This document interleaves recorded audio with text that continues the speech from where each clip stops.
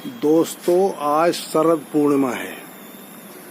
आप देख सकते हैं आसमान पर आज का जो पूर्णिमा का चंद्रमा है उसकी छटा विशेष ही होती है और अन्य पूर्णिमाओं की अपेक्षा इसकी चमक ज़्यादा होती है। और शास्त्रों में ऐसा कहा गया है कि हमारे हिंदू और सनातन जितने भी त्योहार हैं वो या तो अमावस्या को होते हैं या पूर्णमासी से प्रारंभ होते हैं।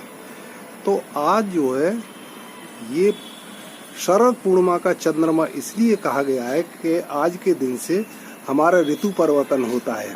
आज के दिन से आंशिक रूप से और शरद ऋतु प्रारंभ हो जाती है और ऐसी मान्यता है कि आज के दिन इस पूर्णिमा के चंद्रमा के दर्शन करने से आदमी का शरीर स्वस्थ हो जाता है और उसका शरीर निरोग हो जाता है। इसके अलावा इसके सामने हम सुई में धागा पिरो करके देखते हैं कि हमारे नेत्रों की ज्योति कितनी है। तो मैंने अब तक जितने भी शरद पूर्णिमा पढ़ी है उसमें सब में लगभग धागा प्रयोग है बिना चश्मा के। और दोस्तों, आज के दिन जो है वो शरद पूर्णिमा के दिन खीर बनाने का बहुत अच्छा विधान है और उस खीर में घृत डाल करके उसमें चंद्रमा की परछाई देखी जाती है और चंद्रमा की परछाई देखने से उसमें भी शरीर की निरोगता के का ही कारण होता है। और फिर उसके पश्चात उस खीर को हम जो है केला के पत्ता पे डाल करके अगर उसको खाते हैं तो वह भी हमारे स्वास्थ्य के लिए बहुत लाभकारी है। आगे मैं अभी आपको और भी दिखा रहा हूँ।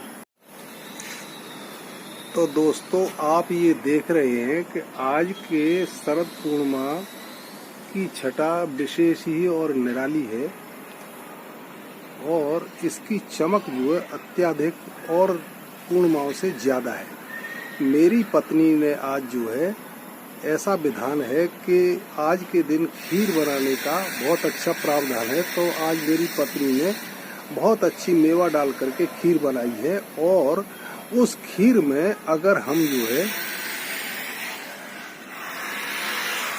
चंद्रमा की प्रतिछाया उस घी में अगर दिखाई दे जाए तो वो 100 गुनी और 1000 गुनी हमें जो है शीतलता प्रदान करती है।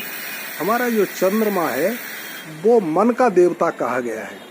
तो शरद पूर्णिमा वाले दिन के चंद्रमा के अगर दर्शन हम करते हैं तो हमारे मन पर इसका बहुत ही प्रभाव पड़ता है और हमारे मन में जितने भी विकार होते हैं वो सभी शांत हो जाते हैं और हमें आंतरिक शीतलता प्राप्त करते हैं और धर्म, अर्थ, काम और मोक्ष को प्रदान करने वाला यह शरद पूर्णिमा का चंद्रमा है। अब देखिए मित्रों, मेरी पत्नी ने जो खीर बनाई है उसमें घी डाल करके उसका प्रतिबिंब दिखाने की कोशिश कर रहा हूँ कि उसमें चंद्रमा हमें दिखाई दे रहा है कि नहीं दे रहा है। वैसे तो मुझे चंद्रमा का प्रतिबिंब उसमें दिखाई दे रहा है, लेकिन इसमें वीडियो में आता है कि नहीं आता है, मैं पूरा प्रयास कर रहा हूँ आपको दिखाने का। अब दोस्तों देखिए, इसमें ये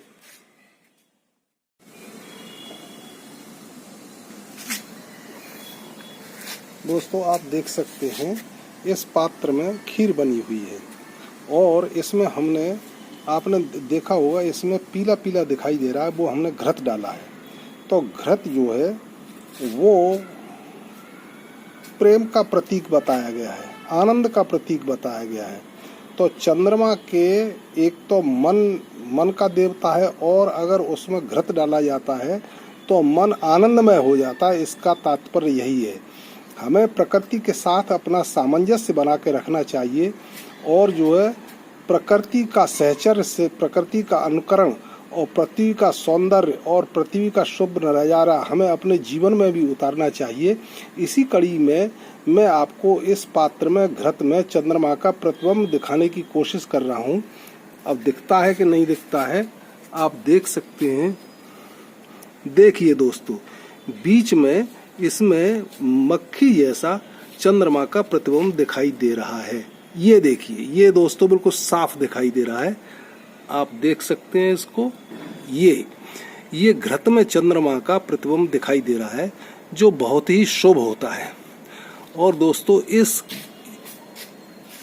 इस खीर को जब हम केला के पत्ता पर रख कर के खाते हैं तो यह इसमें औषधि तत्व बन जाते हैं जो हमारे जीवन को दीर्घायु प्रदान करता है और हमें सामाजिक रहन सहन में अच्छी तरह से रहने का भी अवसर प्रदान करता है।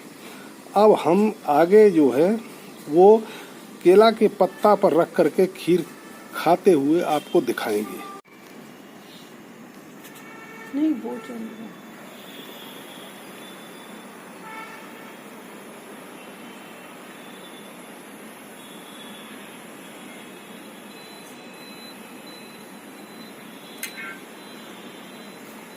ये दोस्तों चंद्रमा कितना चमक रहा है, इसे मैंने आपको पुनः दिखाया है जिससे कि स्पष्ट आभास हो सके। अब हम आपको केला के पत्ता पर रखकर खीर खाते हुए दिखलाएंगे, आप भी उसका आनंद लें। देखिए दोस्तों, ये केला के 2 पत्ते हैं, इस पर हमने खीर रखी है। ये देखिए, एक ये केला का पत्ता है, इस पर ये खीर रखी हुई है और दूसरा पत्ता ये है। एक पत्ते पर मैं खाऊंगा और एक पत्ते पर हमारी धर्मपत्नी खाएगी और आप भी इसका मानसिक रूप से स्वाद ले सकते हैं। ये देखिए, हम भौतिक रूप से तो आपको खीर नहीं खिला सकते हैं, लेकिन मानसिक रूप से भी अगर हम इस खीर का रस स्वादन करें मानसिक रूप से, तो भी हमको उतना ही आनंद मिलता है और उतना ही लाभ प्राप्त होता है। मन से ही सब कुछ होता है। हमारी इंद्रियां तो मन के द्वारा संचालित होती हैं, उनका विशेष महत्व नहीं है। हमारा जो मन है वो 11वीं इंद्रिय कहा गया है और उसका निर्माण जो है वो अन्न से मिलता है। और हमारा अन्न जितना सात्विक और संतुलित और अच्छा होगा, स्वादिष्ट होगा, गीता में भी इसका बड़ा अच्छा श्लोक कहा है कि हृदय से को अच्छा लगने वाला और जो है मन प्रेम सहित जो अन्न होता है वही हमें पौष्टिकता प्रदान करता है। दोस्तों देखिए, ये मैं आपको केला के पत्ता पर खीर दिखा रहा हूँ। ये देखिए, ये स्पष्ट दिखाई दे रहा है। अब इसमें दोस्तों ये गीता में एक बड़ा अच्छा श्लोक कहा है कि सात्विक भोजन की क्या पहचान है। तो उसका श्लोक ये है कि आयो सत्व बलारोग्य सुख प्रीत विवर्धना रस्या स्निग्धा स्थिरा हृदय आहारा सात्विक प्रिया, यानी आयु को बढ़ाने वाला और सत्व जो परमपिता परमात्मा को प्राप्त करने के साधन है उसको बढ़ाने वाला, आयु सत्व बला और बल को प्रदान करने वाला और आरोग्य निरोगता रखने वाला और सुख देने वाला और प्रेम को बढ़ाने वाला और हृदय को अच्छा लगने वाला, यह इस तरह के गुणों से युक्त जो है वो आहार हमारा जो है वो सात्विक होता है। इसी कड़ी में इससे अच्छा और सात्विक भोजन कोई होता नहीं है। जो हमने मनोयोग से जो खीर बनाई है वो हमें बहुत ही लाभ प्रदान करेगी। आप भी इसके दर्शन कीजिए और खाने का आनंद लीजिए। जय श्री राम।